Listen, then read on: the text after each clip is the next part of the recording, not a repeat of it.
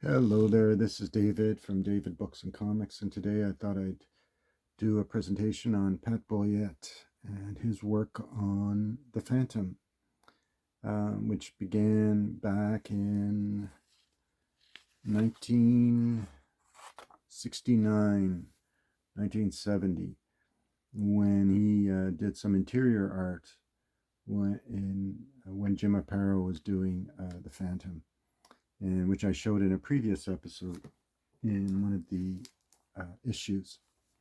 So, who was Pat Boyette? Pat Boyette was known as a film producer and broadcaster, and he was born in San Antonio, Texas in 1923. He died in the year 2000, also in Texas, and at the age of 76. And he went into comic books back in 1966, where he started working for Charlton Comics. He was hired and worked for Dick Giordano when he was editor of Charlton.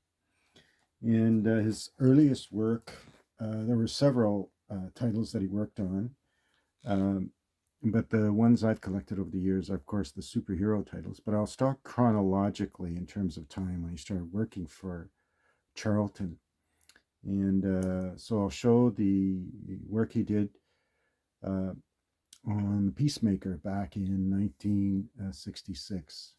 He is credited with creating the Peacemaker. It was a successful TV series that ran just recently, but I'll show you the first appearance.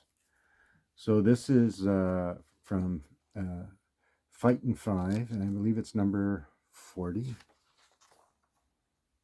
Yeah, this is number 40.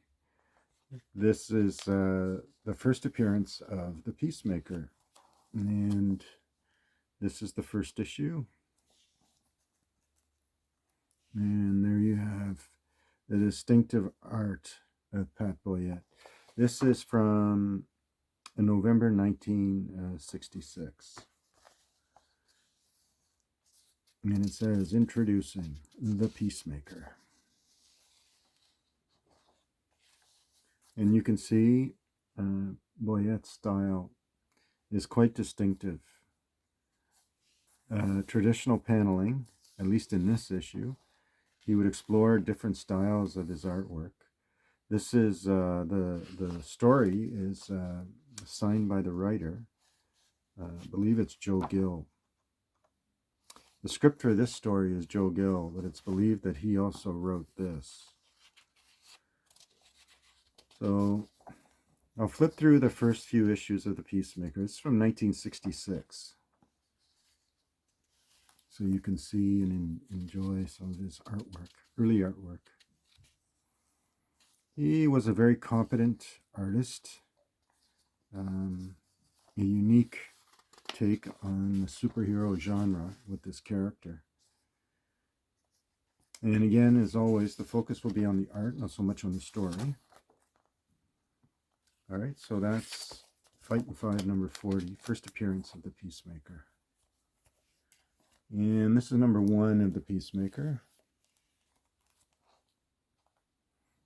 It's called, it says Collector's Edition, Killer on the Reef. Here you can see, interesting use of coloring.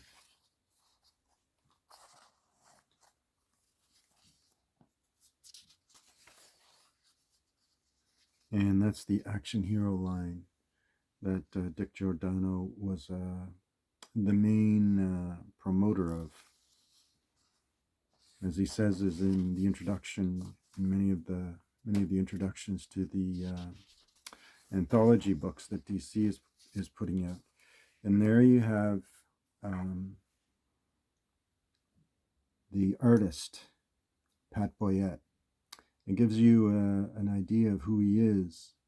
So, illustrator, sold his first one-panel cartoon at the age of 10. There you go.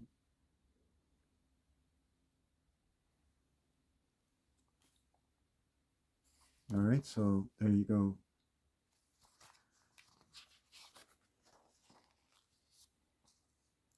So this is the hidden power. You can see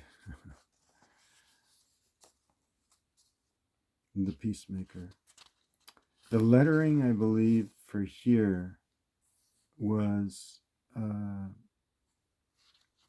done by a lot of the artists for Charlton. And they didn't have like a large bullpen. Interesting use of paneling and artwork. Obviously a very competent artist. And you have a Fightin' Five story in the background. All right, so that's that. That's issue number 1. I'll just show you the first 3 issues. This is issue number 3. This is The Survivors. Wow. And there you go. This is definitely an SF story.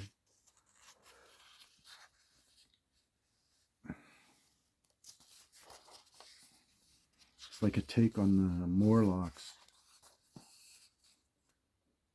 in The Time Machine, story of H.G. Wells. There you go. That guy looks like de Gaulle. That guy looks like the President Johnson. World leaders. This is an anthology book, obviously. And there you have Joe Gill. You want to know what Joe Gill looked like? Sorry. That's Joe Gill. And that's Ernie Batch, who did the Fightin' Five series. And this is the Ultimatum.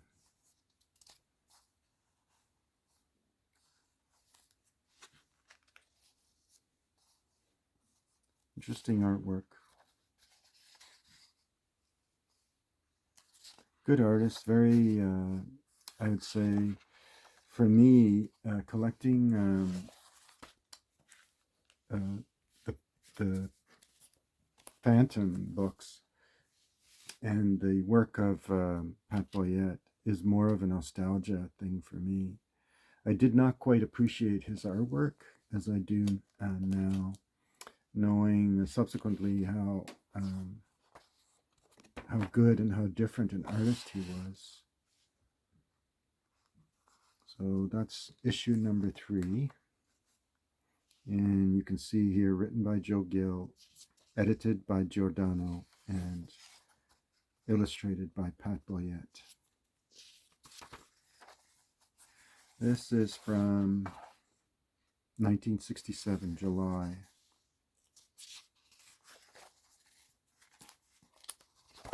And obviously a science fiction kind of creature from the Black Lagoon kind of story.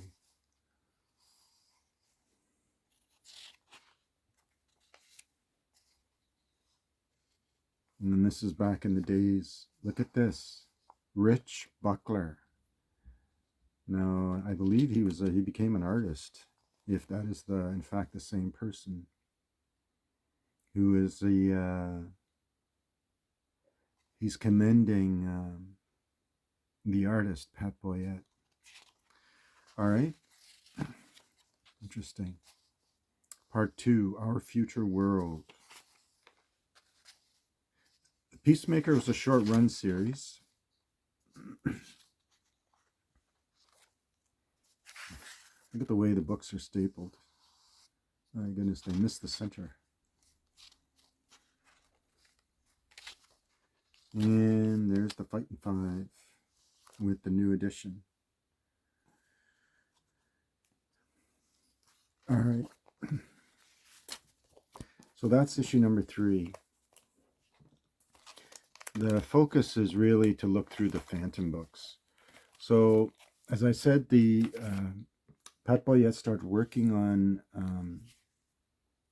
the Phantom back in the days when Jim Aparo was doing the work, and I showcased his original first work on the Phantom in one of the earlier issues with cover art by Jim Aparo. The Pat Boyette started working on the Phantom with issue number 39, and all the consecutive issues after that were all Boyette cover art and interior art. So we'll do a flip through, and I'll give you a little bit more background on Boyette and his work through the Phantom, and a little bit of background on who the Phantom is. So Boyette always had this unusual style. This is his longest work in comics, and it's his longest consecutive run in comic books. He's done work for Atlas Seaboard, where he created a character called Tarantula, with the setting also in the jungle, similar to the setting that many of the stories that comprise the Phantom Adventures are set in. So this one's called The False Mark. It's an anthology book. You can see the mark of the Phantom when he marks out his villains. There you go. The paneling is, you can see it here.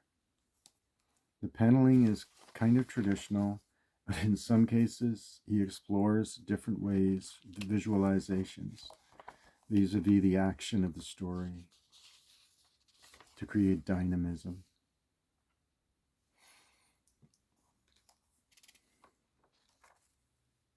Interesting artwork here. That looks like, I don't know, but it's a very good artist. 2-page story. And here we have the second Phantom.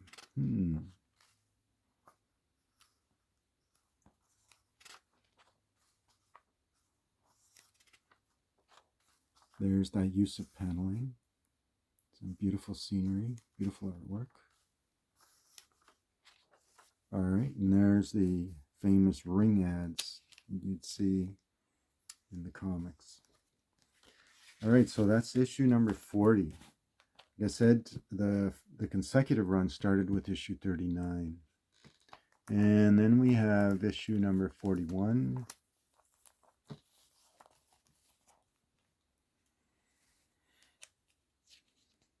Three Big Action Adventures. Now, the story of the Phantom starts way back in 1937. It's a character created by Lee Falk and Ray Moore. Eventually, Ray Moore, after a very acclaimed run on the Phantom series, he was replaced by an artist named Wilson McCoy, with Lee Falk still doing the writing chores. But the longest artist on the Phantom in the comic strips and in the Sunday pages was an artist named Cy Berry, with Lee Falk again doing all the writing for the Adventures of the Phantom. So you can see here all the dynamism that Boyette brings to his stories. Since the Phantom appeared in 1937, many people speculate that he was, in fact, the first superhero in comics, at least a year before Superman. However, Lee Falk didn't quite, even though he was in a costume and he used his fists and his strength, didn't quite agree that he was, quote-unquote, a superhero in the same vein, but nonetheless, one can argue otherwise. There you go. Interesting book. So that's issue 41. And this is number 42.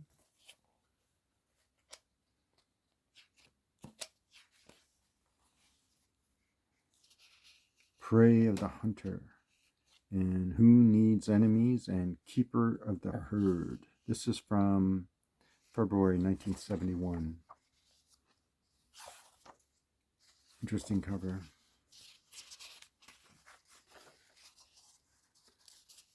Again, dynamic use of paneling. Great continuity in telling his story. They can tell stories in very few pages. A good artist and a good writer for comic books knows how to do that with by letting the artist help create the story. Many of the earliest comic books were anthology books, with the lead character having several adventures in one book. Interesting use of narrow paneling.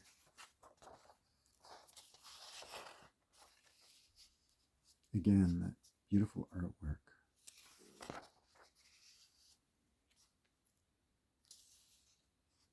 Background history, great detail. And then we have Prey of the Hunter.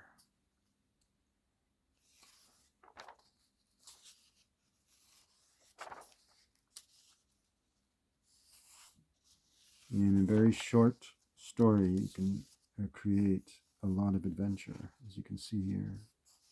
Suspense and adventure. All right, so that's issue number 42. And then we move to another consecutive issue, number 43. 3 complete action jungle adventures. As I said, he did work, Pat Boyette did work for Atlas Seaboard, the company that was started by Archie Goodwin and his son. And he created a character called Tarantula that was based, the reason why he did the series is because of his experience doing the Phantom and the jungle type adventures. This is kind of a lost world, a kind of in the vein of H. Rider Haggard's She, told in a very short story. This is Phantom Paid in Full.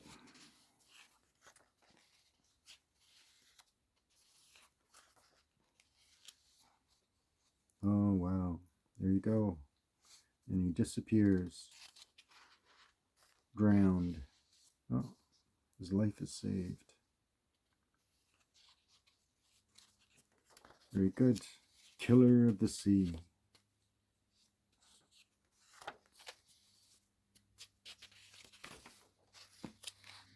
The Rain Stopper.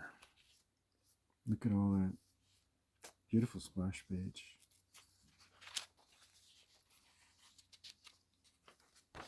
As I said, I wasn't initially a fan of Boyette, but I realized I collected, even as a teenager, a lot of the Phantom comic books. And I remember not being a big fan of Boyette.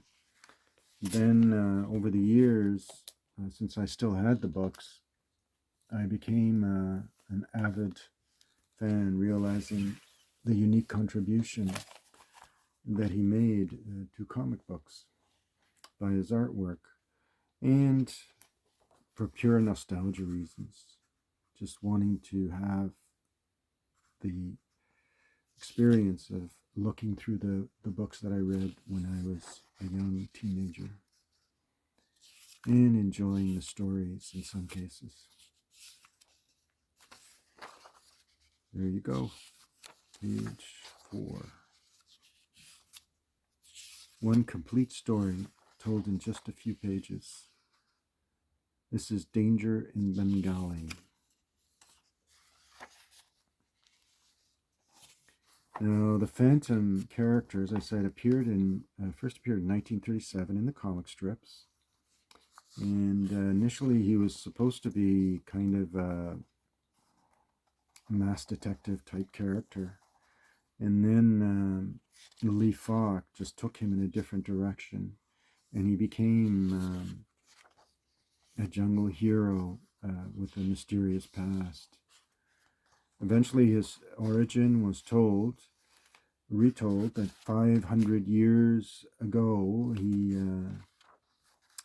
was 500 years ago he was on board a ship, and these Sing pirates attacked the ship, and he managed to be the sole survivor, washed up on the shores of somewhere in Africa, in a place called Bengali, as it says here. So the great book in which the history of the Phantom has been recorded for 400 years. So the records are kept in a place called the Skull Cave. And in the Skull Cave, all subsequent phantoms would dress up in that garb and a mask and that kind of executioner's garb. That's the way Lee Falk describes it. And he would continue the work of the Phantom. There's the Skull Cave, which is to fight against evil. So the people there and elsewhere believe that he never dies, but it's really consecutive people who take on the garb, basically his heirs, take on the garb of the Phantom and continue the work that was started 400 years ago to fight evil everywhere. So that's basically the origin of the Phantom. All subsequent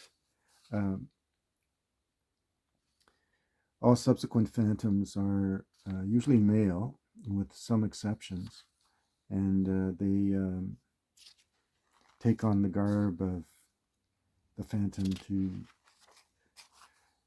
defeat the bad guys.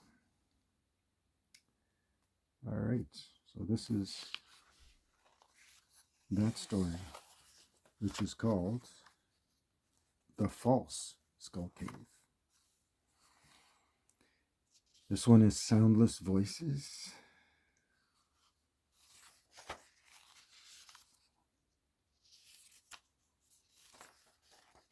Beautiful. Just wonderful artwork. Traditional paneling.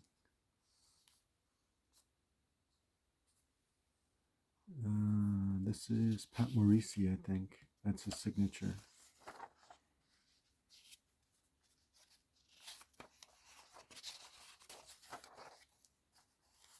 And The Vapors of Vulcan, The Phantom. So another SF science fiction story.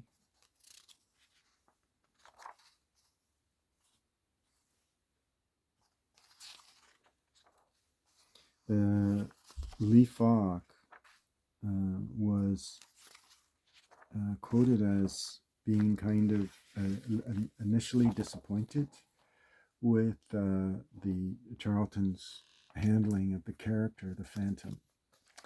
And this is issue 49.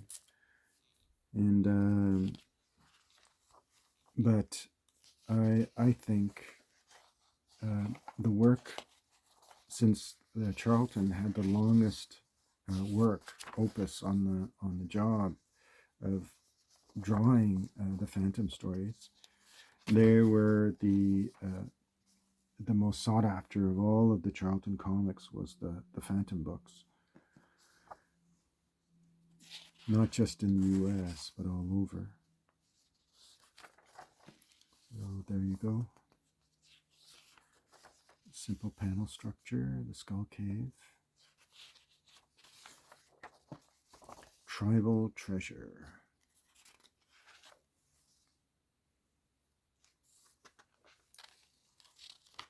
Oftentimes the villains of the piece would be colonials. I think it's one of the things that, or big game hunters and stuff like that, and in some cases aliens.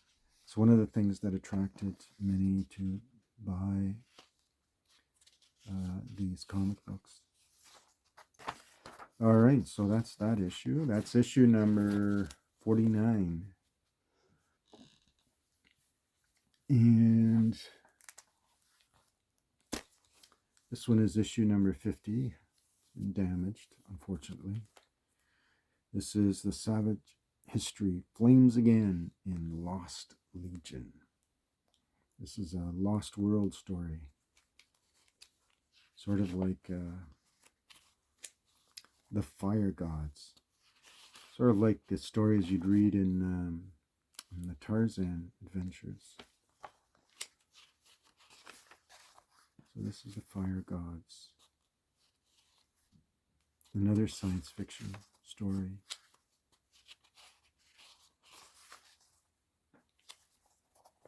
Oops. Don't like to see that.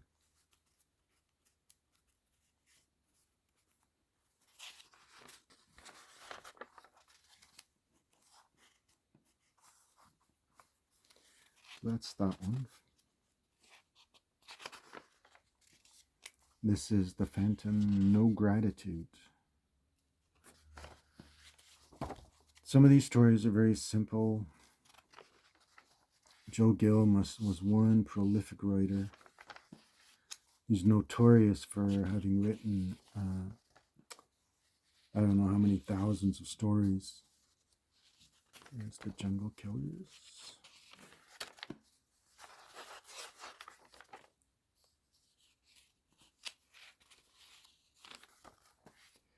And this is the Lost World story. The Lost Legion.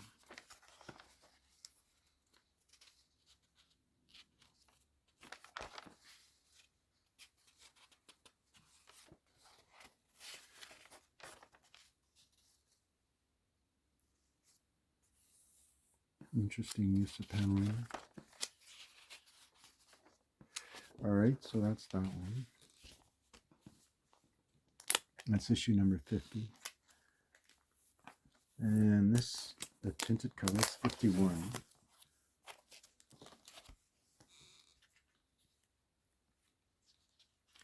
Some of these covers are really nice. And there you go. There's the legend. More than 4 centuries ago, pirates plundered a ship and murdered the crew. One man survived and vowed to destroy evil in any form. The man became the Phantom. The natives of Bengali came to believe he was immortal, not just in Bengali, but everywhere. And they called this man who ruled from the Skull Cave the Ghost Who Walks. And that's the basic story, basic origin story of the Phantom.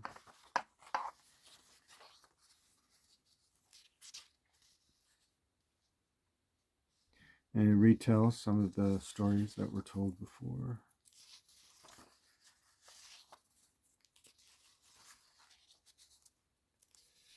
The Phantom in the Captive King.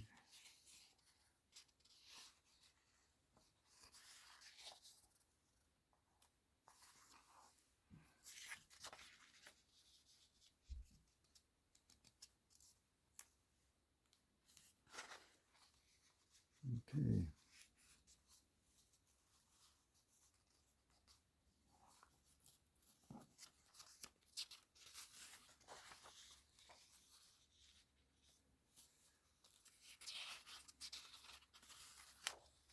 Africa, the Enchanted Land. Yeah, you can tell this is excellent artwork with the inking and style. This is Boyette. Beautiful artwork.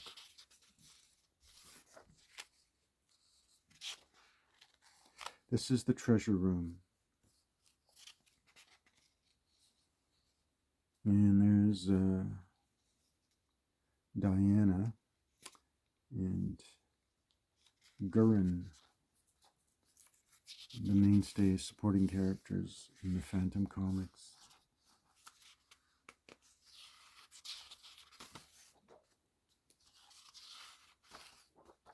All right, so that's that one. So that's issue number 51.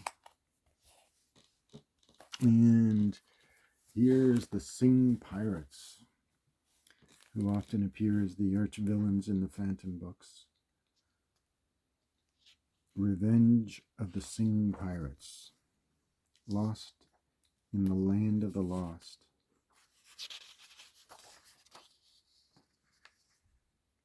And you can see editors George Wildman, script Joe Gill, art Pat Boyette.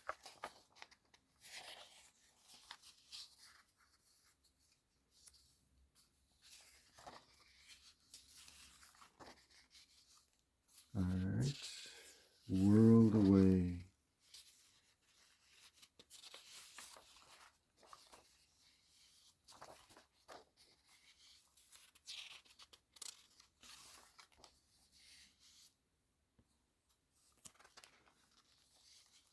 Out on the reef.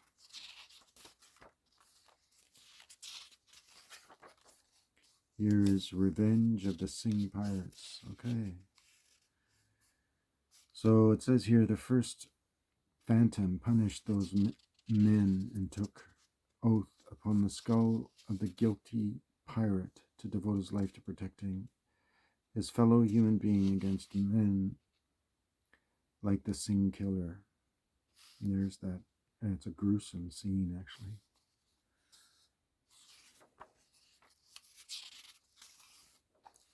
So some modern day story against the Sing Pirates. All right, so that's that one.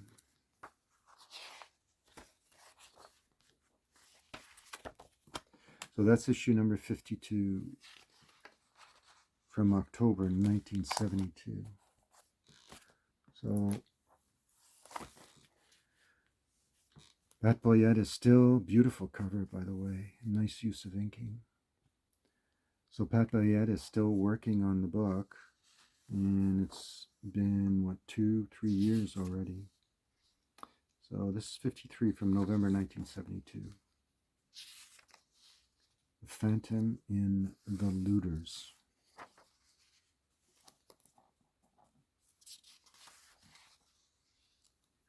His characters and his artwork at times appears, as you can see, appears wooden, and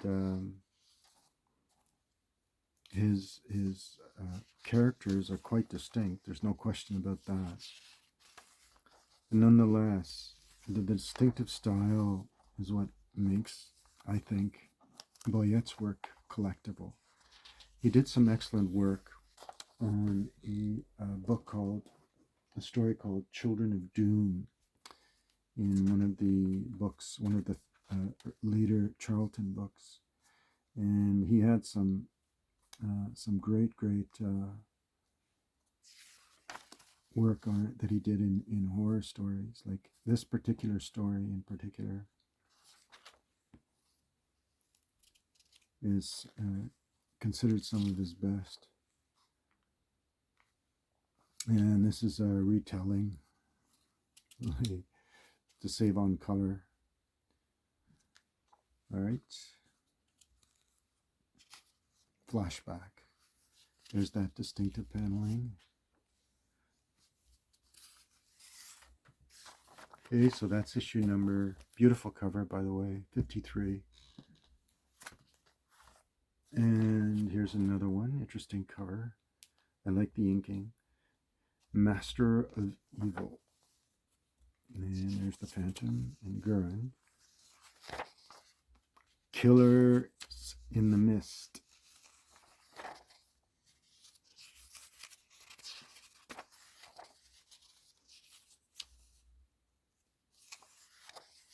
And this is The Angry Gods.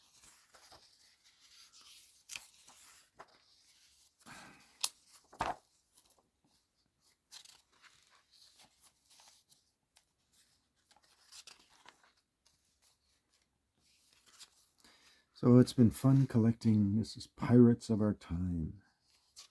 It's been fun collecting these books, just to recover some of the actual look and feel of the comic books. fun to read these short stories and see these incredible artists at work, both writers and artists. So this one is number 55. Beautiful cover. And this one is from April 1973. So just to give you a sense of the long, continuous work that Pat Boyette did on the comic book.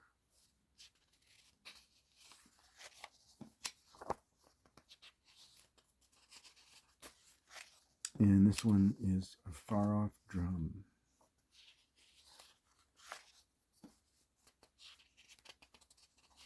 And then there's the Phantom sitting in his skull cave. Wonderful artwork.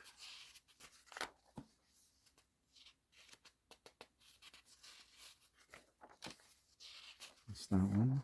And then you have the Phantom, a thief in the night. Oh, by the way, you never see his actual face. He's always wearing a mask. You never know what he looks like. This was the direct instruction by Lee Falk. He wouldn't allow his character to ever be seen in his actual appearance.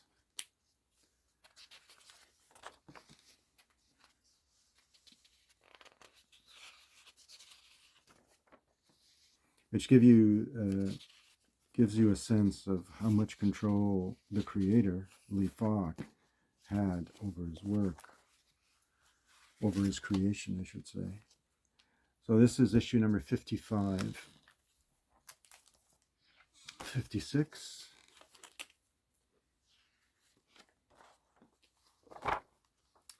And again, writer is Joe Gill, and the artist is Pat Boyette. Jungle Madness. This is from June 1973.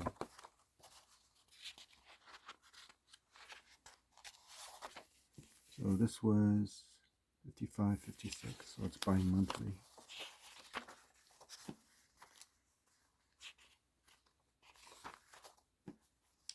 Ooh, the Nazi Phantom.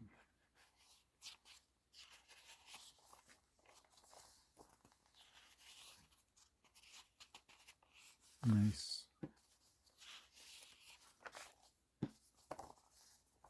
Okay.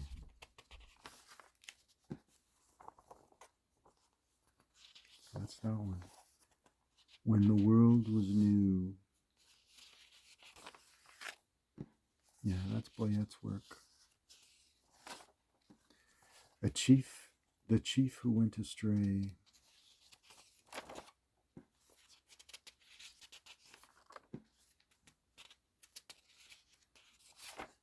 And I think the story is all told in 7 pages. Yeah.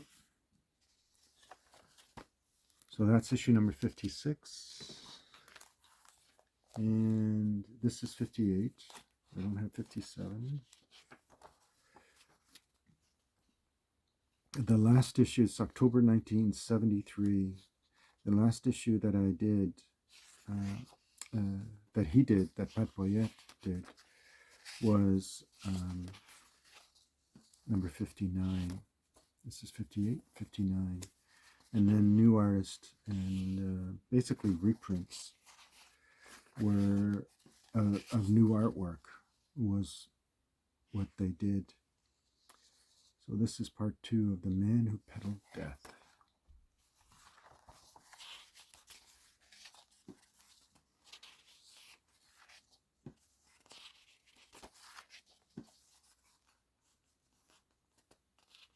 Interesting work here. Like I said, this was Boyette's most successful work. It's the most consistent work that he did in any comic books. This is Diana Ransom in any of the comics that he created, where he was the artist. All one story, all told. Like I said, Boyette is an artist who had a distinctive style, and he was not necessarily one of the greatest artists. He did in 1980 win the Inkpot Award for good reason for his long time work, particularly on this series, on The Phantom. And he, as I said, died in 2000, but he left quite a legacy of work. Like I said, not one of the best, but one of the most consistent. And in the time I was collecting the Phantom comic books, he was the one that one of the ones that I enjoyed. I remember enjoying reading. All right, so I hope you enjoyed this deep dive through the books of the Phantom with art by Pat Boyette. And thanks everyone for your subscriptions. Remember the thumbs up to like. And as always, thank you for those who commented, and feel free to make your comments. All right, thanks. Bye.